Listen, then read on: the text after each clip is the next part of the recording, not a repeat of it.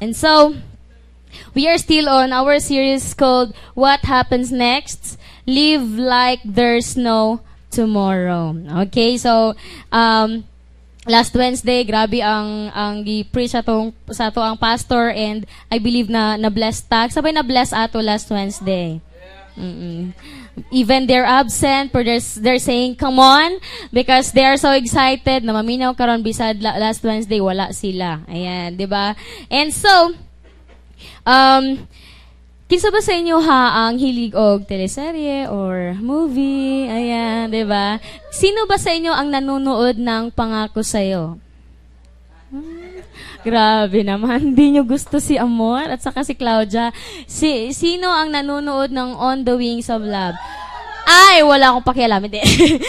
Kinsa hilig mo? Hilig jud mo, ana? Okay, gabi naman good siya, no? But anyway, I will make a situation, no? Like, kabalo ko nga na ay fan jud karig On the Wings of Love like Dina, di ba? Kisa ba din eh?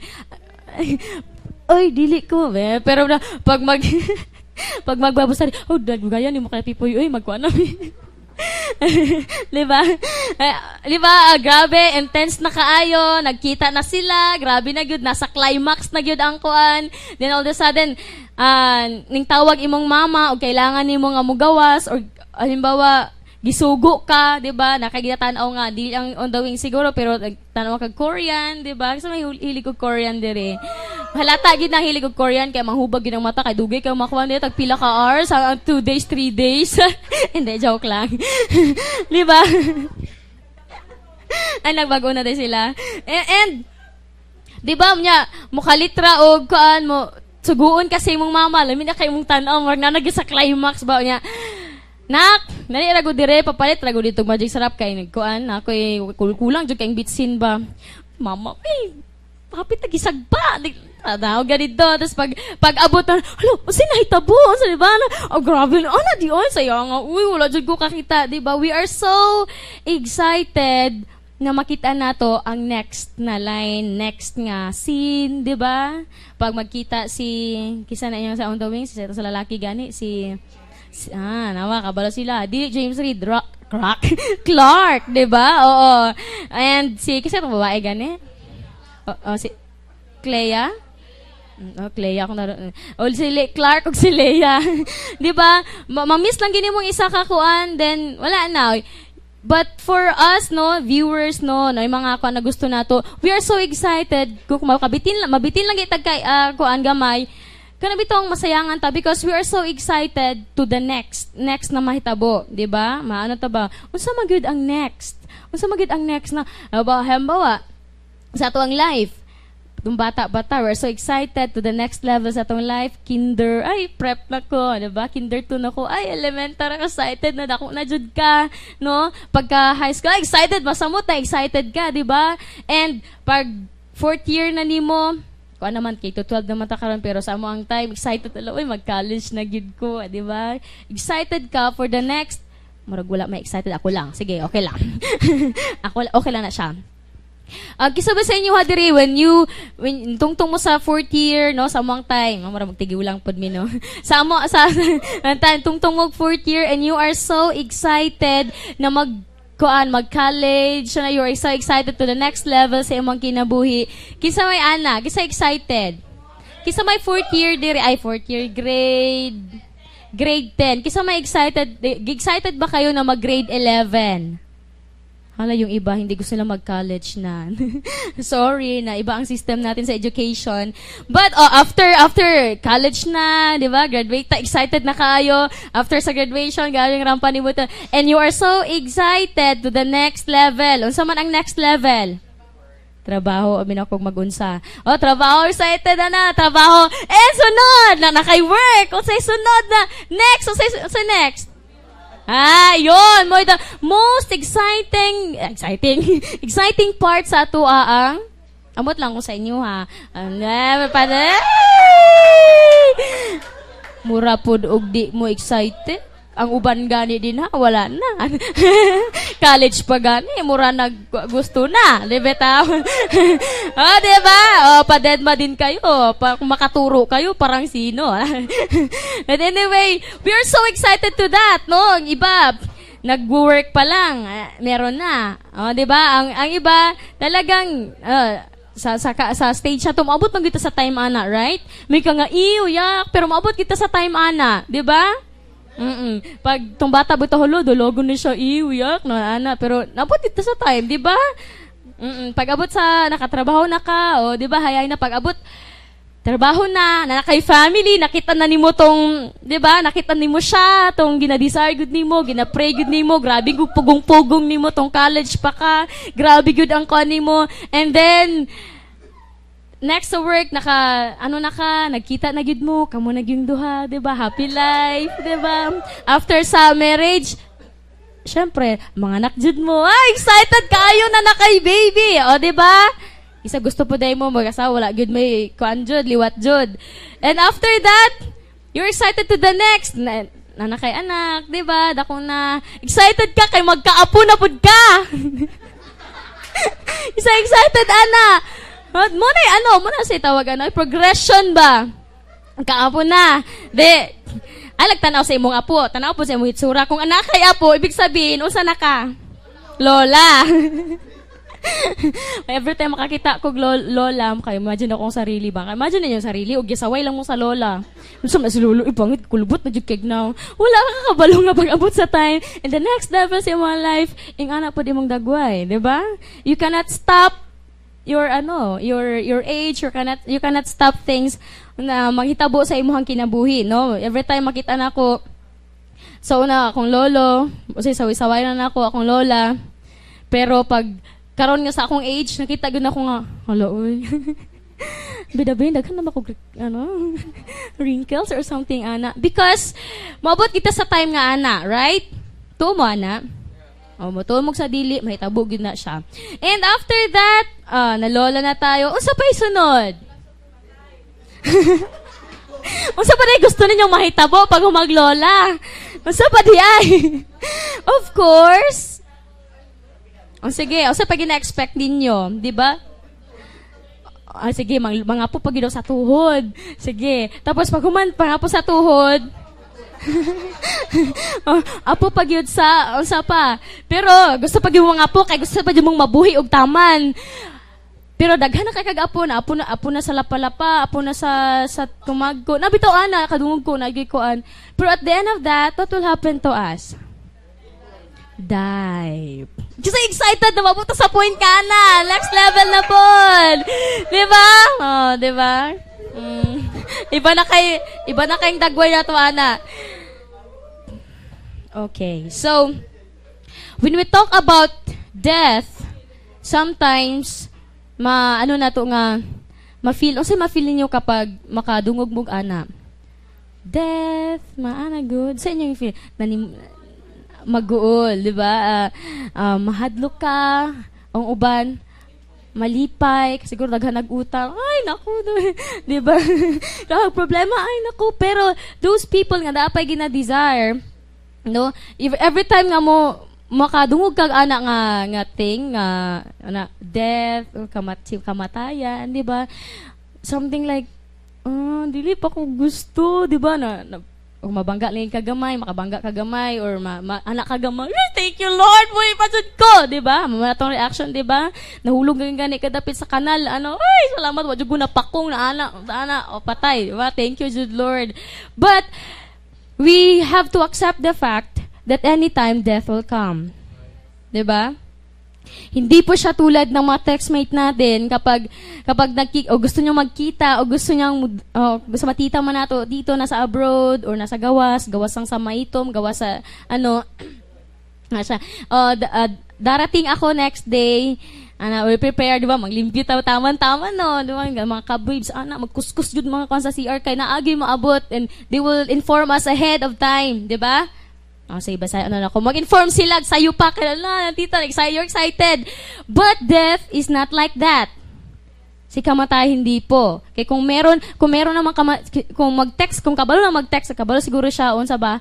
Kung kabalo siya mag-text nga, okay, Lynn, you still have one day to enjoy your life.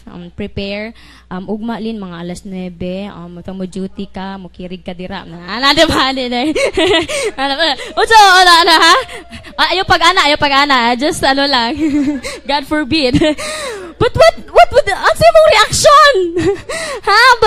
What if, ana ba, no? Text ka ni kamatayan. Ana, Franz, samtang murampa ka do, catwalk ba? What will, God? Unsay mo ka, na dyan siguro ka, Lord. Please naman, wag naman ngayon. May nalang makadaog ko, pag humanani, pwede na. Diba? Kung siguro we can prepare. Right? Diba? Ahead of time, 1 year, grabe na siguro ni mong repent, adlaw-adlaw, mag-worship ka, adlaw-adlaw, mag-pray, mag-disciple na taan, nagtaman-taman. But, the sad thing is, we don't know the right time. We don't know the exact time. It's unexpected. No? Marag mag-uol pa tagamay. Magkatawa baga pa si Lord, patay na jud. Tinud-anay na jud. Katawa lang bitota pero there were, 'di ba? We are so aware of what's happening around us, no? May accident, ang uban ning baktas lang pag naog, pagbaba sa jeep na wala na. Ritso guyod na sa jeep. Napaunta to siya requirements project, magpa-enroll pa unta to kay na banggaan man og wala na. Lipay ta kayo ambot lang anog malipay ta, nalipay kay ta karon pero unta mag-uulta no kay mamatay na gud, di ba? Ang death dili siya mo maghulat og magugod-ugod pa ta, depende sa unsa nga panahon gusto sa Ginoo, no? Nabuhi ni karon si Pipoy, kani. Si Pipoy ma-abroad pa ko. Ay. Gusto di ba? Unta, but we don't know the time. Ako gani habang ako prepare Lord, kanu samba sa paghumagwali mo unsa nako di ba? Ako lang gud isa sa kwarto, but anyway, we are secure in the hand of God, right? Maniguro kita ani. In Hebrews chapter 9 verse 27, if you have your Bible with you, magbasa sa taguro sige ra matagkatawa ani. Hebrews 9:27. Okay, if you have your Bible, you can open your Bible. Gugwala on sige hangad lang mo diha. 9:27. So in IV version ni siya. Ako, Hebrews 9:27, just as man is destined to die once and after that to face judgment. So, basaw na to din ha. All together, let's read, go. Just as man is destined to die once and after that to face judgment. Okay, so wala na gyud, wala nang hindi na pwedeng na dili gid nato na siya pwedeng mayun nga death is not real because it's stated in the Bible, no? Sa naman to dili na lang ta. Just as man is destined to die once. Kinsa bay man dire? Man is girls are sisit nang hit man ka. We are all men here, no? We are destined to die. Okay? We are destined to die what? Once. Sabi nila, yung pusa namamatay, ilang bang buhay nila? Na-memorize, no? 9 lives, grabe, no? Okay, unta kung naging pusa tayo, no? Magtingog na to, karon magmeow na lang. But, we are not cats. We are men. We are humans. And the Bible says, we are destined to die once. Okay, are you ready? Gamay lang jud ang mo react, basta are you ready na dayon? Okay. Even most of the people, no, kita aware magita nga na ay death, but unsa magiginabuhat sa tao kung padulong na ang death? We know, no, dili man wala man siya ga-inform, no? Kaya kung ga-inform pa siya, it might be all of us were really passionate ganina pag nag-worship pala, grabe magluhod-luhod nagitag taman-taman dira, bahalag ang worship leader maglukso basta ikaw mo tuwad-tuwad jud ka, cause I know taod-taod 1 minute more to go, I will be dead na gyud. But we don't know the right time. But the point here is that what are we doing since dili man nato wala nato dili nato kabalo. Mali ako. Dili wala ta kahibaw sa saktong panahon na moabot ang kamatayon. Ano bang ginagawa natin as Christians? No? It's not that okay lang na may death. Okay, kung maabot siya, it's okay. But what are you doing for yourself? Are you preparing for that time? Nag-prepare ba ito ang sarili for that? Or some people today don't care that death, kanabitang wala sila pakialam kung mabut man ang death sa ilaha. They just enjoy themselves. Nag-enjoy lang sila sa ilang kinabuhi, nag-enjoy lang sila kung silang gustong buhaton, but they don't know nga pipila na lang di ay kaminuto ang nabilin sa ilang kinabuhi. Like this man in the Bible in Luke chapter 12, chapter 13. This was the verse last Wednesday. If you can just remember. In Luke chapter 12, verse 13. Mag-start in verse 16. It's a parable of the rich fool. Niyan siya sa verse 16. And he told them this parable. The ground of a certain rich man produced good crop. He thought to himself, what shall I do? I have no place to store my crops. Then he said, this is what I'll do. I will tear down my barns and build bigger ones, and there I will store all the grain and my goods. In verse 19, and I will say to myself, you have plenty of good things laid up for many years. Take life easy, eat, drink, and be merry.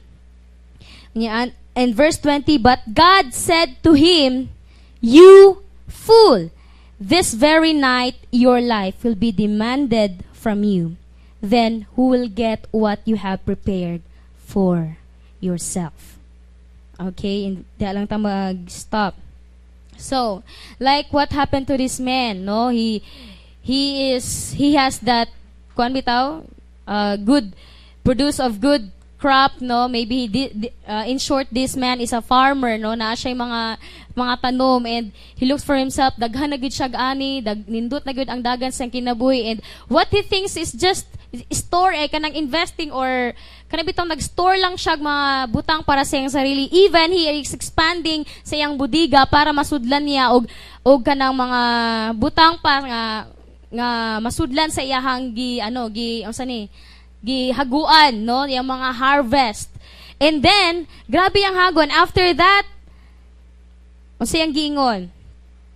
Magkalipay na siya. Mag-eat na siya. Drink na siya. And be merry. Maglipay na siya. But this man don't know that moment, that very night, iyahang kinabuhi, kuhaon na. Sometimes we can relate this to our lives, no? Nga people today are so busy na kay pagpanglihok, no?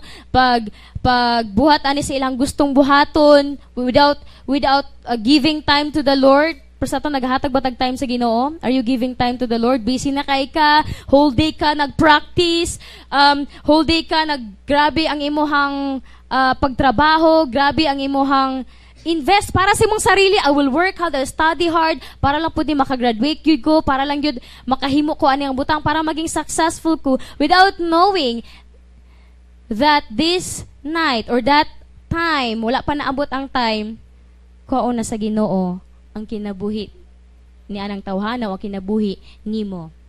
And while you prepare for some things, ang imong gibuhat wala na nakasentro sa Ginoo. Wala na nimo na appeal si God. Because sometimes doing good without God still not good. 'Di ba? Mubuhat kag mayong butang mo, nindot man ang mo study ka. It's good to study, right? We can learn a lot. I know daghan kay mga genius diri, no? Daghan kay mga diba? Great mind, big head. But it's good to study, it's good to learn a lot.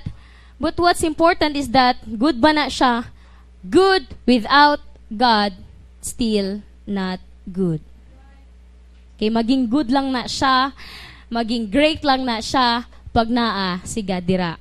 Okay, are we doing that? No, nag-study ta, ginaapil ba nato si Lord? Are we doing everything we ginabuhat ba nato everything good na nasentro si God? No, sometimes we fail.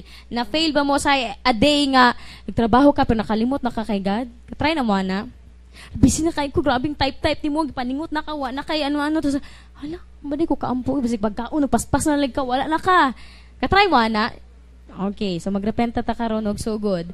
Because sometimes we tend to forget, but ayaw gyud og kanabang dit so good. Stop, pause for a moment and say, Lord, what happened to me? Busy na kay ko. What if taod-taod? Wala pa na ko nahuman akong project. Naunsa na ko? 'Di ba? What if wala pa na abot ang event? Naunsa na ko? wala pa na abot ang akong gustong buhato, akong gustong ma-achieve sa akong kinabuhi, wala na. Because many of sa cemetery, no, kadlok na. Sa cemetery, 'di ba? We can see, 'di ba? Naigagmay, naidagko. So meaning death will not choose, hindi siya mopili kung kinsa karong panahon na. 'Di ba? Anytime, as they said, we are all candidate. Kandidato ta. Humanda tayo. But our lives must always be kanabitang magkinabuhi ta nga center si God. We think that going to imong ginabuhat good for yourself. Pero na igsoon that I want to repeat that without God, dili gyud na siya mahimong good. You will never be successful. Magsucceed man ka sa imuhang sarili, not just here on earth, but you will never be successful in the sight of the Lord. Kay giset aside man nimo siya. Okay? As the song says kanina, Lord, all I need is you. That must be our prayer every time. Lord, I need you. As I open the door today, as I go out, as I go to school, Lord, I need you in this day, in every minute sa akong life. Is that your prayer every day? Because without God, makita gud mo sarili na, Lord, anytime death will come, then you can ask yourself, am I ready? Okay? So this, mo niyang ginaingon sa man that he wants to be married. Pag after ato, marry na siya, lipay-lipay na siya, nag-enjoy na siya. Sometimes atong ginabi, po, enjoy na siya, enjoy na to sa atong life, but we don't know na time na day nato. So we must always be ready every now and then. Okay? And so, in 1 John chapter 2, verse 15 and 17,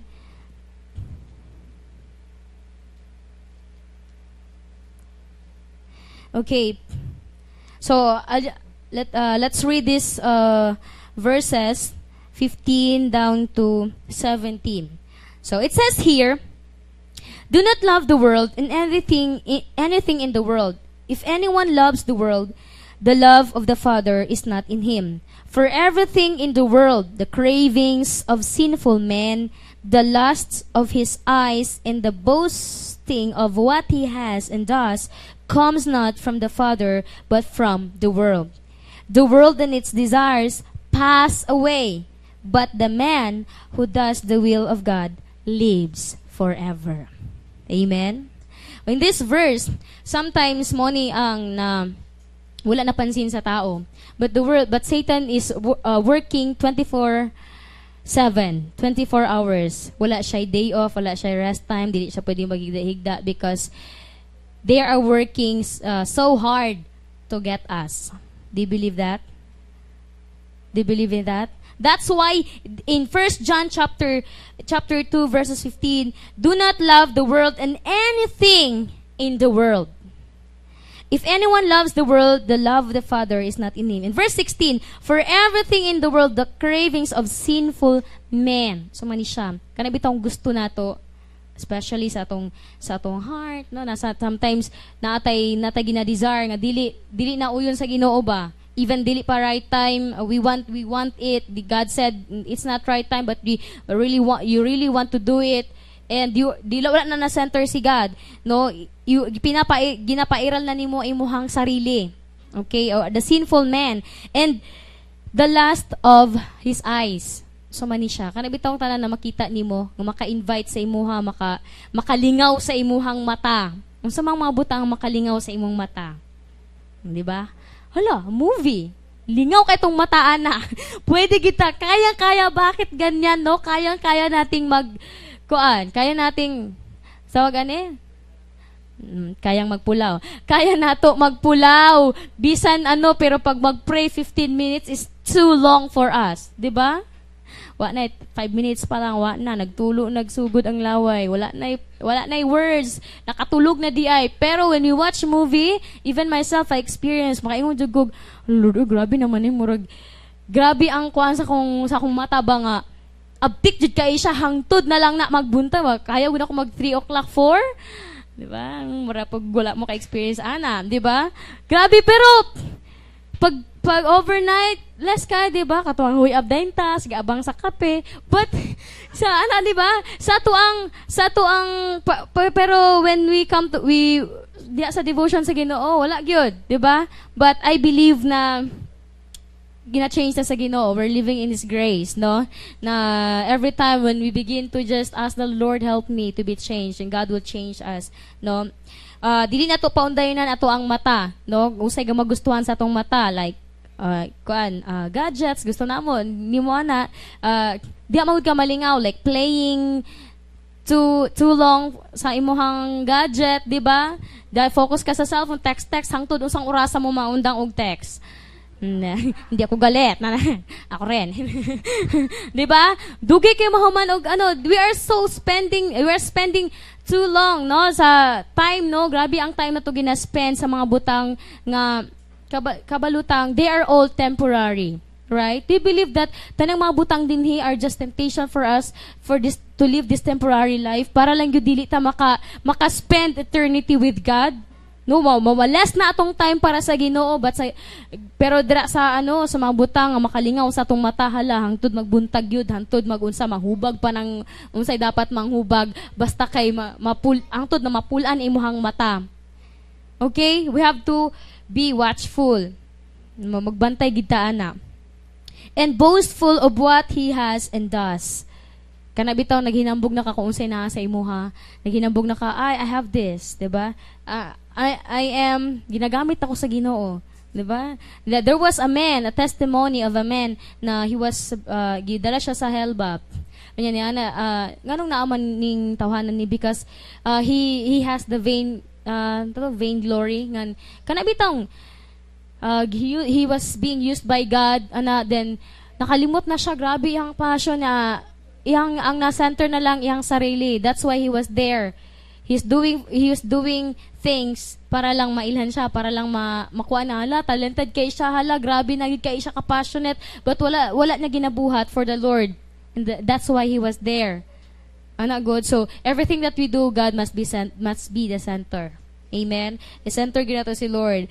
Okay, and the boastful of and boasting of what he has and does comes not from the Father but from the world. Gikan lang gina sa world. That's the trick of the enemy. Pag dili ta makabantay ana, kita ra gyapon ang kaluoy. So we have to be watchful. Unya ingon siya diri, and the world and its desires pass away.